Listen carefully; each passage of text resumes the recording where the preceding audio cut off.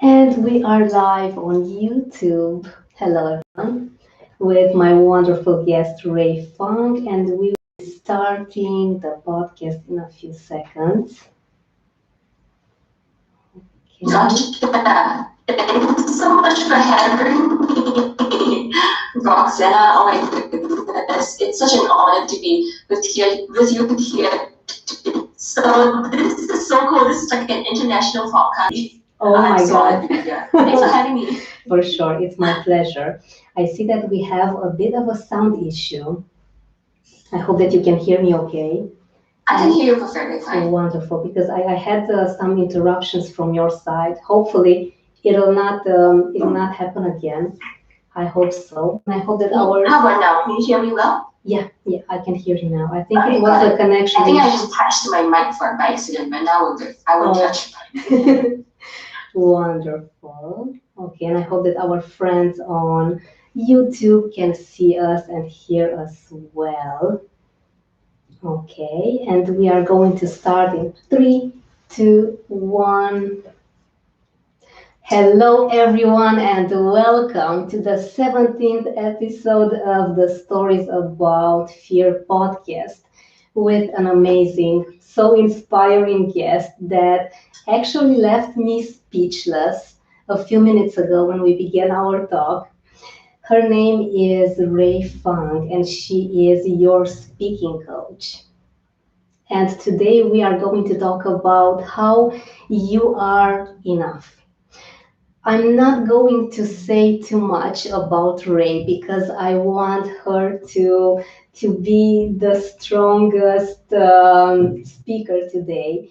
I'm only going to tell you that she has come from being an insecure girl hiding in the background to speaking on stages, and now she coaches others to do so.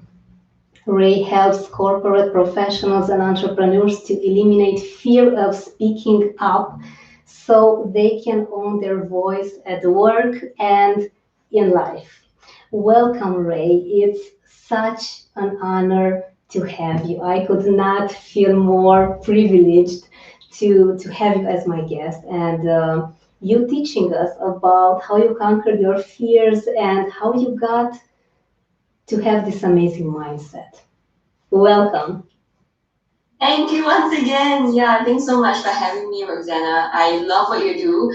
Your work ethic is amazing. I think that what you're doing, sharing stories from different people, different entrepreneurs, that's so powerful because stories changes hearts and minds. And I think that that's necessary in order for us to move out of fear is to have that change in perspective, have that change in mindset, and have someone's story inspire us to step out of that fear. So yeah, I'm very excited to be here. I'm super honored, and I can't wait for our conversation. Thank you. Rae, can you please tell us about your story? How you got to have this unbelievable mindset and this strength? Sure. Honestly, I can't say that it's just one thing. It's just so many little things that happened in my life since I was young, till now.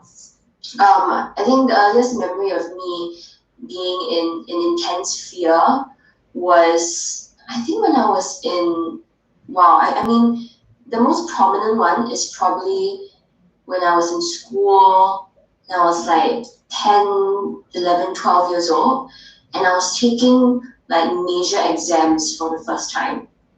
At that point in time, I wasn't very good at my studies. I didn't do very well academically, or at least not well enough to go into what society would say a good school is. And so I was constantly worried about my grades. I always wanted to do well, but I always fell short. I remember every single time I tried to aim for a certain grade, even like a B, for example, I was always going to fall short.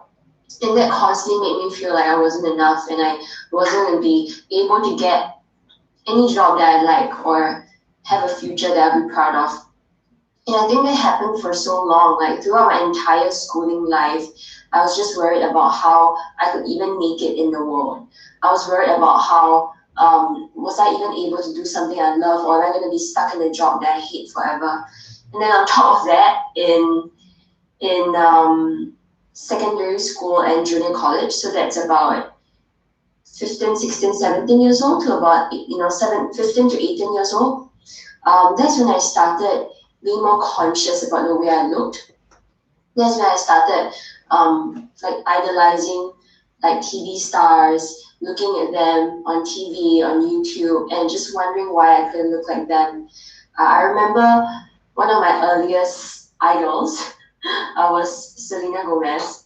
I don't know if you know her. She's an American, yeah, she's an American TV star.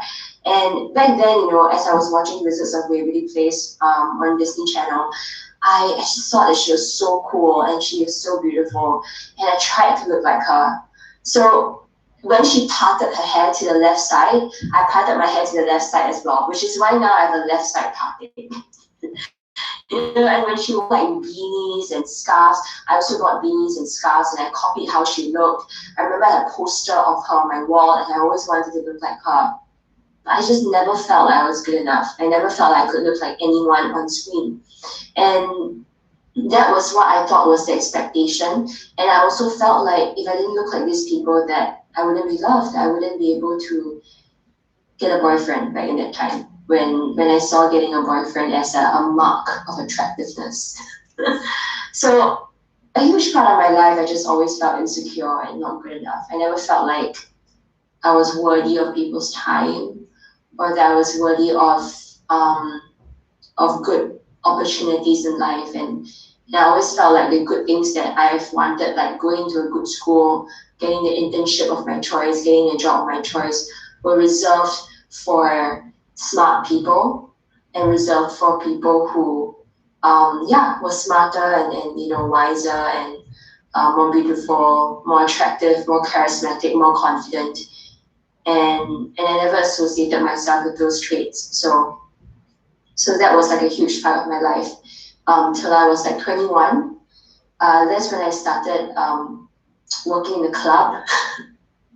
Yeah, I think I didn't tell you this before. So I started working in the club when I was 21 because I just wanted an escape from reality, and the only time that I would feel happy was when I was partying in the club and I was escaping from life, where I felt purposeless and meaningless.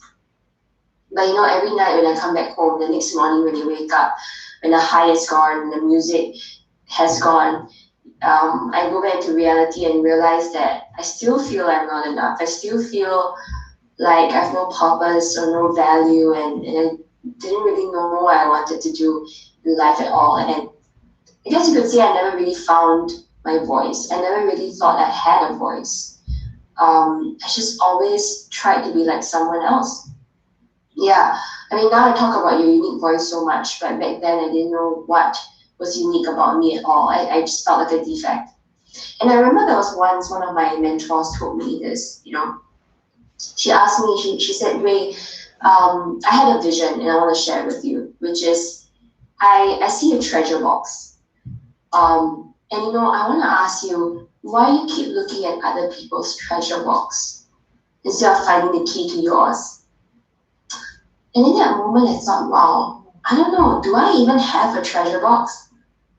And by treasure box, it really means your unique value, your unique thoughts, your unique voice, right? Your unique strengths and the things you can use to leverage for success. I never thought I had any of those. I just always felt I was second class.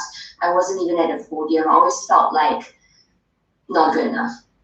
But that got me thinking, right? What exactly is unique about me? So even though I was partying at a point of time and all that, I still wanted to find my passion. I still wanted to find something that I like doing. And I'm so grateful that when I was 22, I had a friend back then who was running his own business and having mentors in his life, actually dropped me a text and asked me what I was doing at that point in time. And he asked me if I wanted to, explore other options to make money and to basically, go into the entrepreneurship space. So at that point in time, I didn't really have much in life to work for, to be honest. So I just said yes. Yeah, tell me more. Like, I want to learn more about anything else that I can do apart from staying in a job or staying in school and doing something that I don't like. So I think that since 22, meeting people in entrepreneurship space, meeting young people who spend their time serving others and doing things to help others, like teaching tuition for kids, going to schools to train, being fitness trainers, like they're really chasing their passions and they're helping people in the process. I saw it and I'm like, wow, I want to be like that. Right? And for the next 2 to 3 years, I soaked myself in the environment of people who are growth oriented, who have passions, who have a sense of identity. And as I'm in in that container, I slowly stopped thinking about how I looked. So I stopped thinking about me looking ugly, or I basically slowly stopped worrying about my looks. Of course, until my eczema outbreak happened, which I posted on Instagram. So I thought that I was confident enough until I had a full body eczema outbreak from the head to toe. And like, I woke up one day and my entire body was red, raw, peeling skin with cuts all over my body. And every movement I made hurt. Yeah, so I posted a photo of it on my Instagram and you guys can feel free to take a look. It's really from top to bottom, all red and raw. And in that moment, it threw me back to the time that I felt ugly again. I thought that I was confident. I thought that I spent years in personal development. I thought that I would feel confident at that point in time. But when I had the eczema outbreak, it just stripped me of all the confidence that I've had or that I thought I've had. So I wanted to hide for the next couple of months till I heal. But then I thought, am I really gonna stay in bed all day and not do anything that I like and not do things that I like, talking to people, going out there to teach, going out there to coach. And so I thought, okay, you know what? I'm just gonna go out there and do what I like, and anybody can think about my skin. It doesn't matter. I'm just gonna do what I like to do. So I started doing trainings in schools. I went out there to network with people. I basically started having conversations with people and not worry about my skin for that moment. And if anybody wanted to avoid me, so be it. And what I realized is that the more I spoke, the more I could connect with people, and they didn't care about how I looked. They just have great conversations with me. Strangers will have great conversations with me. In fact, I think they were inspired by me going out there to speak, despite the way I look. Yeah, and I think that really showed me, this entire eczema outbreak really showed me that when you find the right people to connect with, it really doesn't matter how you look, because they just want to hear you, your story, your thoughts, your opinions, and what you have to say. And your looks has nothing to do with that. And when I learned that lesson, quite magically, after a couple of months, my eczema cleared. So it's pretty crazy, really. It's just so interesting, because I think that the eczema outbreak came to me to show me that I needed to be confident in who I am, without the makeup, without the nice clothes, without the branded bags, which I was heavily using to feel more confident. And right now, that's why I hope to help my coaches and whoever sees my content, whoever that comes across me. I want them to know that they have a unique voice, they have unique value, and they don't need to hide. And they shouldn't hide. And the issue is that most of us, we don't know who we are, because we spend our entire life trying to be someone else. Sounds extremely cliche, but it's true. We spend our entire lives burying our unique voice under dogma, under religion, under, society's expectations, under beauty standards, under all these stereotypes that society have, until we forget, or we don't even know who we are anymore. And in order to find who we are, we need to stop looking outwards and start looking inwards, which is exactly what I help my clients do right now, which is to strip away all the beliefs that are not serving them and help them find their unique voice. So yeah, that's the short version of my story. I can write a novel, probably. Wow, Rae, this is amazing. Thank you so much for sharing this with us. I have been listening to and processing everything and saying to myself, okay, this sounds so familiar to what I have been through, because seeing your posts and seeing how authentic you are, how free you are of all the society's beliefs and needs, it gets me thinking that, okay, I still have some issues, some things regarding my appearance and the way that I see myself to work on. And this is such unbelievable strength that you are showing us. And indeed, that photo of you with eczema was something that also happened to me. I was also in a breaking point trying to get my decisions together, trying to create a future for myself. And I also had no idea who I was, what to do, where to go exactly. And I felt that something was missing. And as you said, I was looking for exterior validation. I would want people to tell me that it's okay to do this, it's okay to be like that. But still, why do you think, Ray, that we have this fear of looking within us? Why do we have this tendency to first go outside, and then when things go wrong outside, only then we come back to ourselves? What do you think? Wow, this is interesting. Actually, I feel like many a times when things happen outside, we don't go inside to find ourselves. Um, I think that I think there's a research that was done before that some people fear being alone. Like they don't like to be alone in their thoughts, you know. And I can imagine why, because our thoughts are very mean to us. We don't say very nice things about ourselves. We have a lot of negative thoughts in our head, I feel. Um, and the people that I work with, I know that many a times these negative thoughts come up so often in the day, every minute. Sometimes, like every couple of seconds, when they do something wrong, they think that they're a failure, or it triggers back to their failures or their traumas in their past.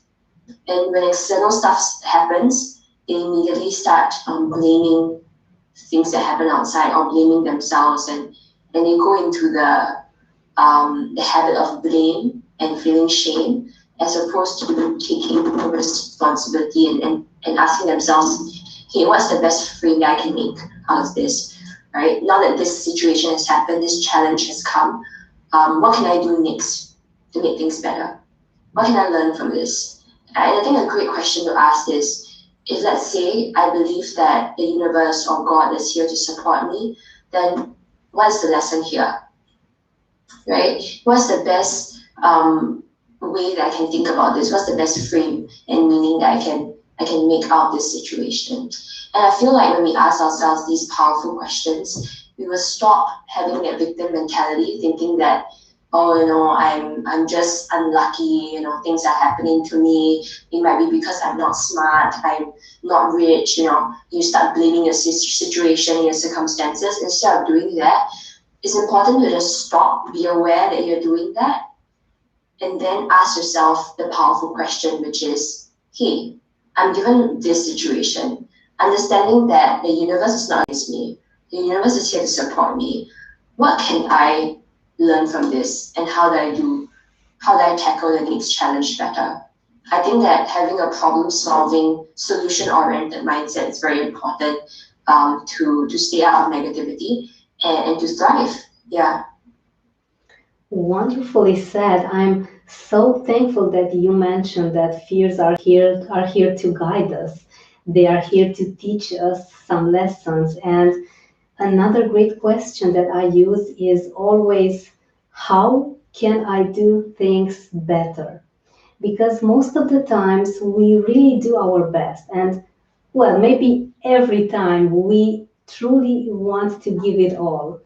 But if you get to ask yourself this, you may be finding something in the corner of your mind, something that you haven't seen yet. So thank you for mentioning about the power of these great questions to ask yourself.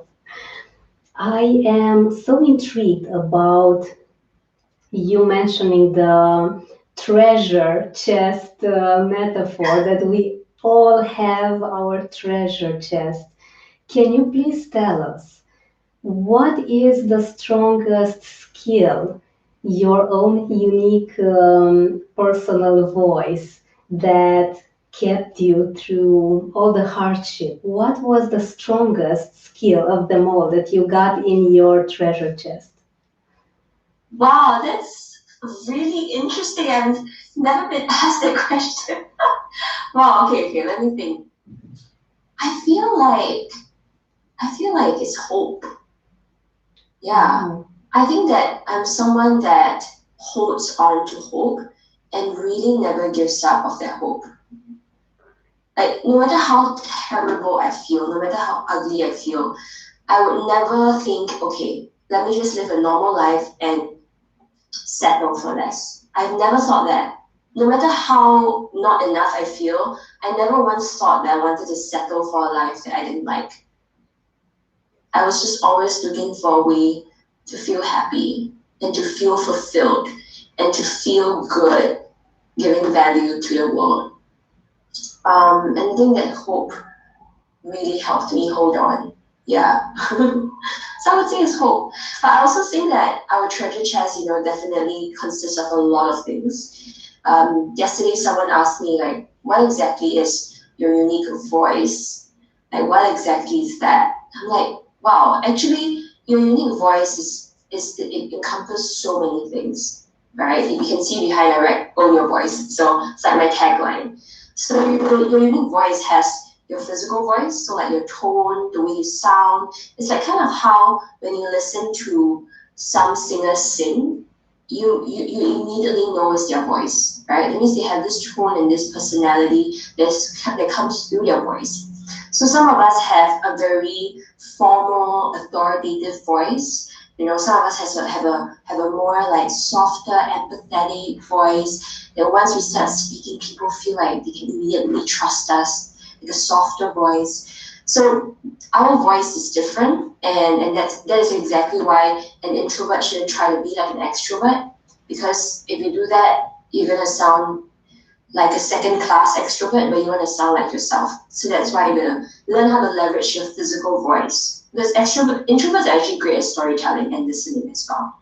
Of course, I'm not going to pigeonhole people. Everybody can be good at different things, and we're all unique as we are.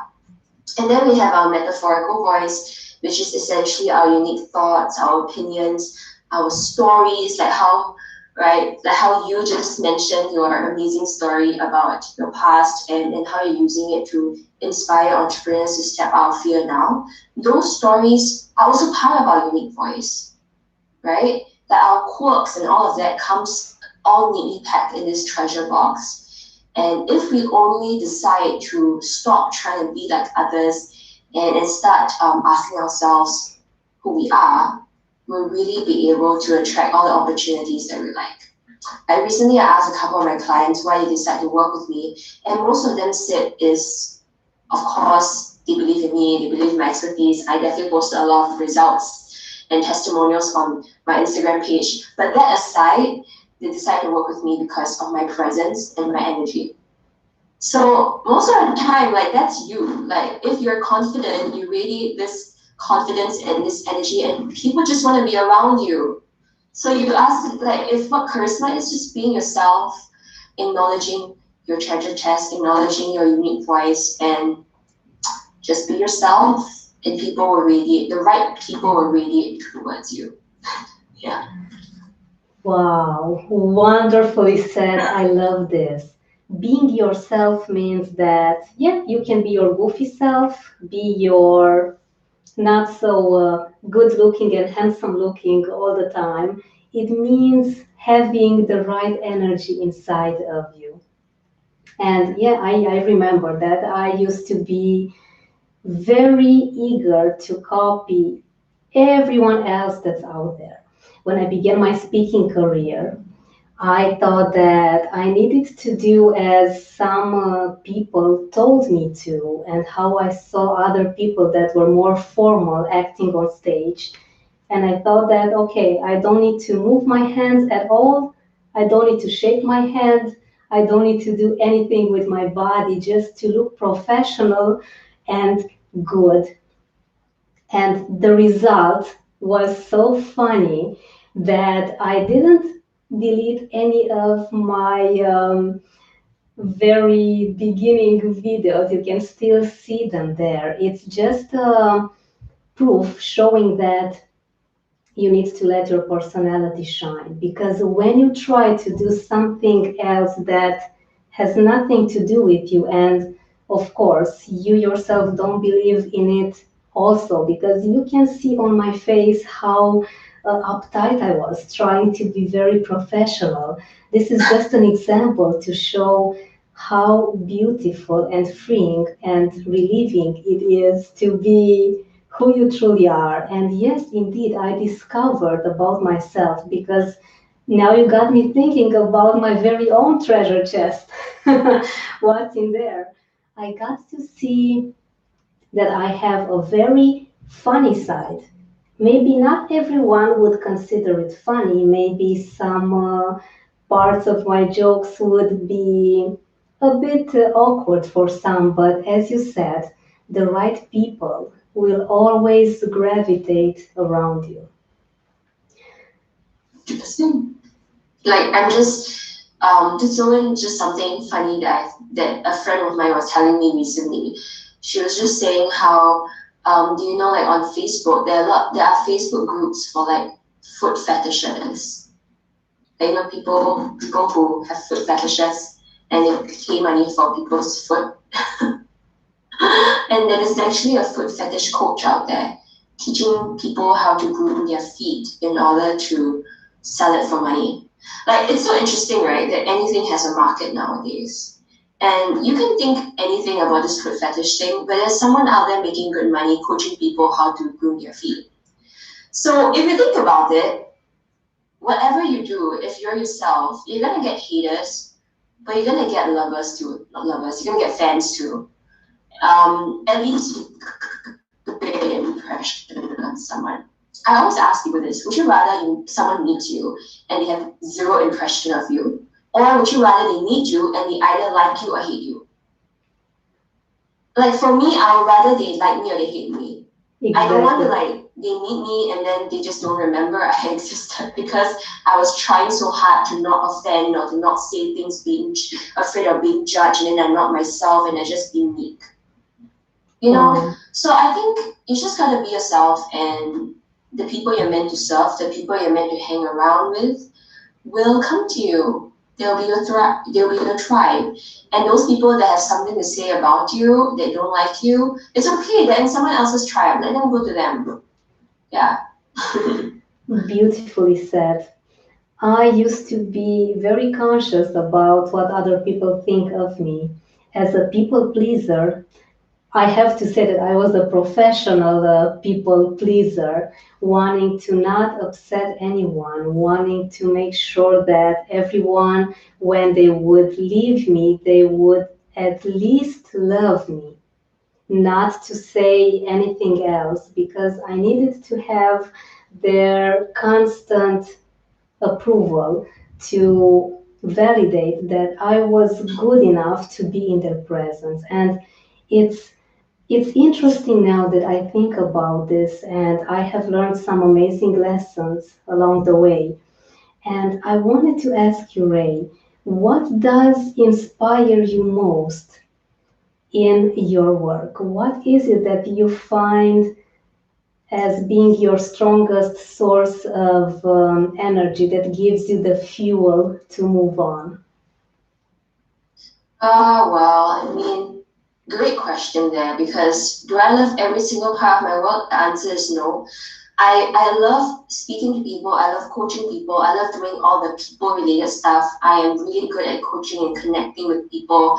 I love doing podcasts. I love meeting people like amazing people like you, Rosanna. I love doing all of that. But there are definitely things that I don't like to do, like say like sales, okay, like maybe marketing, all the other admin stuff that needs to happen as an entrepreneur, business strategy, that kind of stuff. I'm still learning how to do that. But the reason why I still do it, I still make sure that I do things that I don't like to grow the business, is because I know that my story and my message is not just my story. It is like the story of many other people out there. Feeling insecure, feeling judged, being afraid of judgment, being afraid of having no future, being afraid of uncertainty, all of that, feeling ugly when you look in the mirror and you don't even want to look at yourself in the mirror, all the stuff that I've been through, as much as those experiences are unique to me, they aren't unique stories because other people have been through similar stuff, which is perfect, which is great, because that means that my story has the power to inspire and empower them to have hope, which is what I needed and had last time, hope to carry on. And so every day I wake up knowing that at least one person out there needs to hear my message. And yeah, it's really just that every day. And also knowing that, plus the fact that my coaches have gone through incredible transformation, which proves to me that my work has value and that I have the power to impact lives. And those people that lives were impacted will then go on to impact more lives. And then the exponential impact just goes on. Yeah, just yesterday, right, I have so many client wins because I have a good program called the Own Your Voice Transformation Circle. And we have this private Telegram group called Own Your Voice Wins. So basically my coaches will share their wins in that Telegram group and celebrate each other's wins together. So one of my coaches, before he worked with me, he was so afraid to speak to people or initiate conversations. He always felt very small and like his opinions didn't matter. And it's only been a month.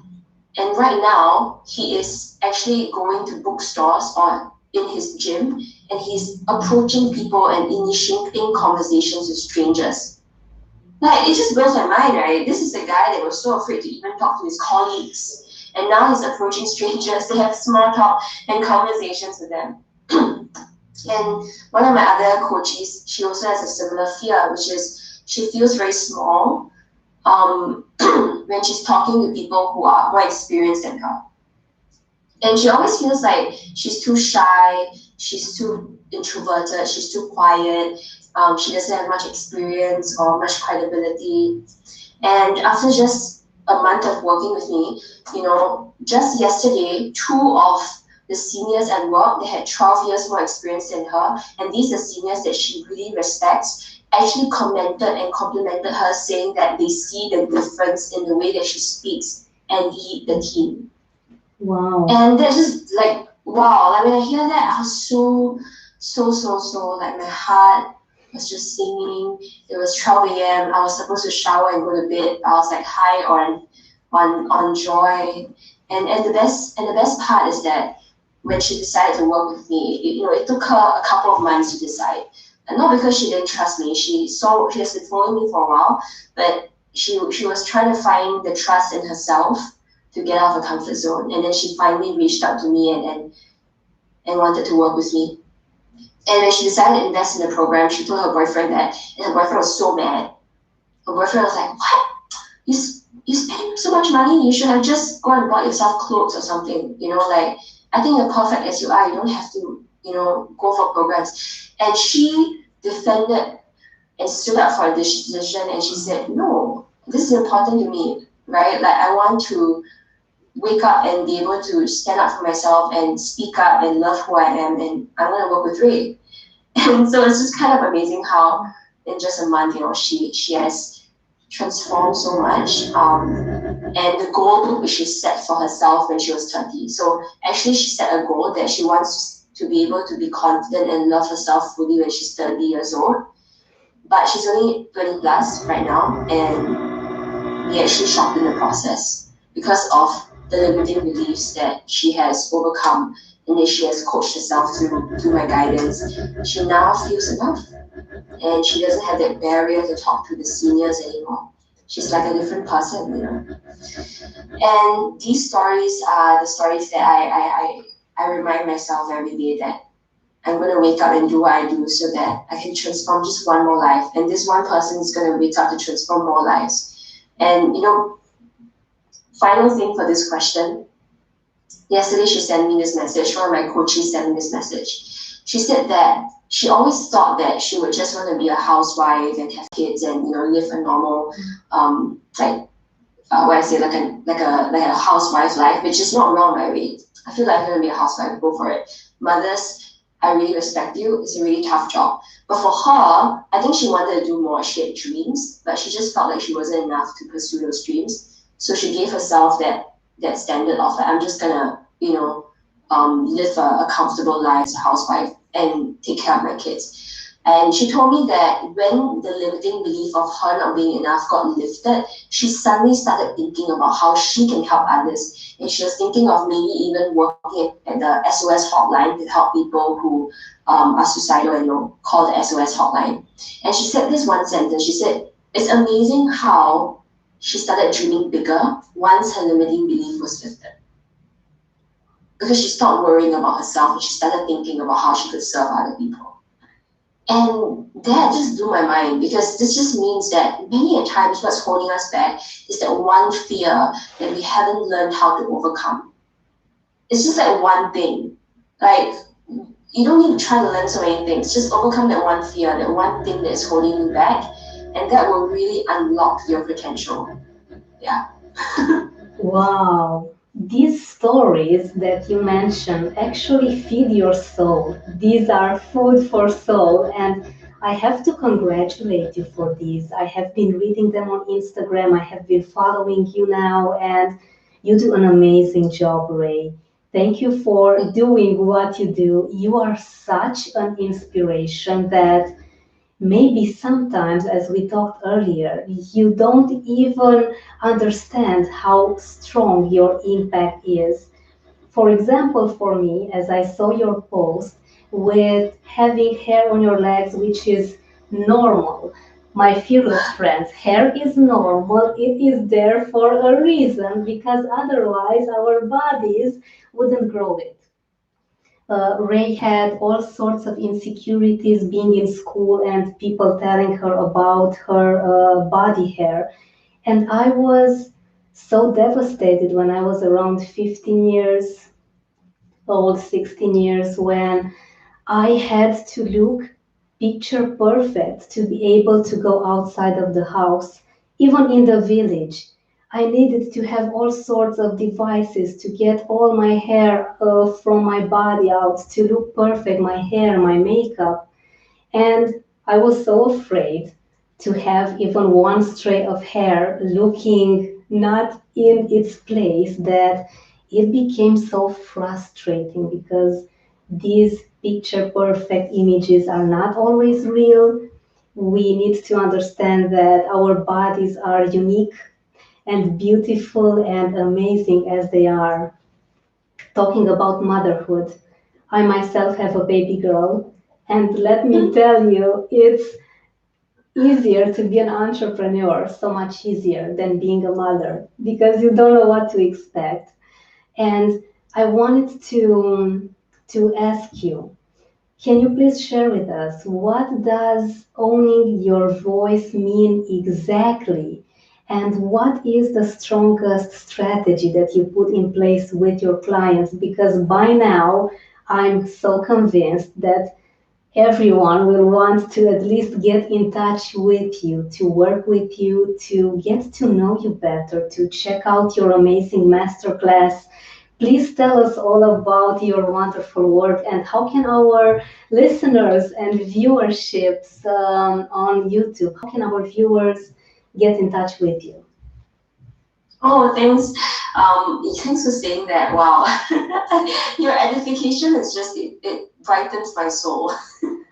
Owning your voice is a lot of things, but the simplest way to put it is to be able to wake up feeling good about yourself, to be able to walk into your workplace confident of the value that you bring to the table, no matter how old or young or inexperienced, experienced, or whatever you are, or however you look.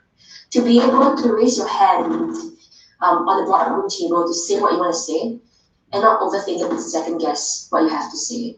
To be able to go into a sales meeting if you're an entrepreneur and know the value you bring to your client instead of comparing yourself with other entrepreneurs out there. To be able to wake up every day and look in the mirror and say, damn, I really like who I am. Wow. That is owning your voice. Owning your voice is knowing yourself, knowing your value, and communicating that value in your personal style to other people. And so when you're that, you radiate this confidence and this energy. Your style of confidence and energy, it might not be the loud, extroverted kind of thing. It might be the soft confidence, that elegance, right? Whatever your style, your presence is, you radiate that, and people remember you for that. And they are inspired, impacted, and transformed just by your presence and just by you being you. That is owning your voice. Strategy-wise, I take a multi-pronged approach. It's really a holistic program I have. So what I do is I have my own methodology, the RAE method. So yes, it spells my name. R is rewiring your beliefs that don't serve you. So I think it's important to find out what's the root cause of you not owning your voice and have that guidance from a coach. It might not be me. Find someone that can guide you through the process of taking away those beliefs that don't serve you and getting those beliefs that empower you instead. So that's rewire beliefs. And then A stands for awaken your unique life, brand, story, and voice, which is exactly what I said, knowing what makes you unique so that when you network, when you walk into your office, you just know that you have something to offer. And E stands for embody your unique voice. And that is mastering the techniques of networking, presentation skills, storytelling. And that's where all you get all your technical stuff like vocal variety, facial expressions, which is quite common out there. I think a lot of speaking coaches does public speaking training, but they don't really tackle the rewiring beliefs and awaken your unique voice part, which I felt was super important. And most of my clients, they lack their understanding of themselves to be able to communicate effectively in the first place. So yeah, I think that you really need to have a holistic understanding of what owning your voice is, and just going on YouTube to find how to overcome fear or how to speak better is not going to cut it. You really need to understand yourself with the help of a coach, and after that you'll be able to run on your own. Wow. Yeah. Oh, and where to find me? Okay. Well, I'm sure Roxana is gonna be doing this amazing job of tagging me on her Instagram, which I think she really did. So simply just go to my profile and click the link in my bio. The masterclass is there. I have a free 30-minute masterclass that you can watch and understand what it takes to own your voice. And I can guarantee you by the end of the masterclass, you have a clearer idea of what your root cause of you not speaking up might be and what you need to do to overcome it.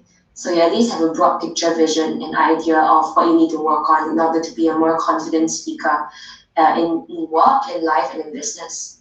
And feel free to DM me and drop me a message anytime if you want to talk about anything at all, body insecurity, love, relationships, anything at all. Just talk, of course, about speaking. Drop me a message and I'm happy to continue a conversation from there. Wonderful, Rae. Thank you so much for mentioning all these amazing resources that you have for everyone seeing us and listening to us. And I can sincerely say that having a coach as you are is going to be life changing and helping you get to where you want so much faster. Because if I had had a coach in my early 20s, I would not have spent so many extra years in a job that I hated because I was so afraid. I had nice people around me, but it was not the environment for me to grow. And as I was telling Rae, I was so afraid to quit my job. I had all the means. I had everything available, but I was so afraid and frustrated that it led to my body creating physical disease. It was the last thing that my body could do to push me over because I consciously wasn't able to. And unfortunately, and maybe fortunately, fear is part of us. It is our mind that's negative, negative with some hyphens, negative by default, because our mind only wants to take care of us. It wants to keep us physically safe. That's why it doesn't support any change, no mindset work, because it thinks, okay, if you're going to make any change, it could be dangerous. You have lived so far, you are okay and well.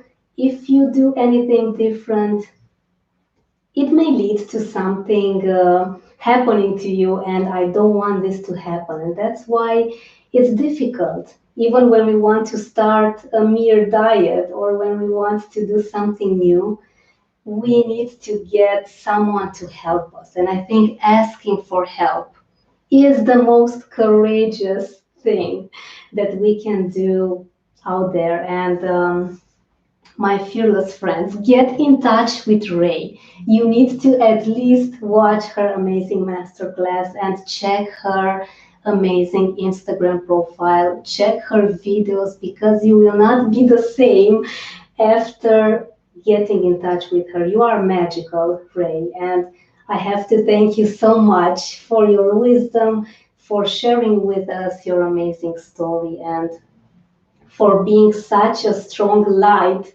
here with us, teaching us about how to love ourselves, how to trust who we are, how to own our voice, and why not have it all, have the life of our dreams. Thank you so much, my dear. Thank you for having me, and we have magic in all of us. We just got to uncover it. And yeah, I I'm so happy that we had this conversation. I'm so happy that you, the audience listening right now, whether it's on your podcast or whether it's on YouTube, that you are in this conversation with us, and this conversation continues. Drop all of both of us a message. We would love to talk more. For sure. Yay. Thank you once again, Rae. Thank you.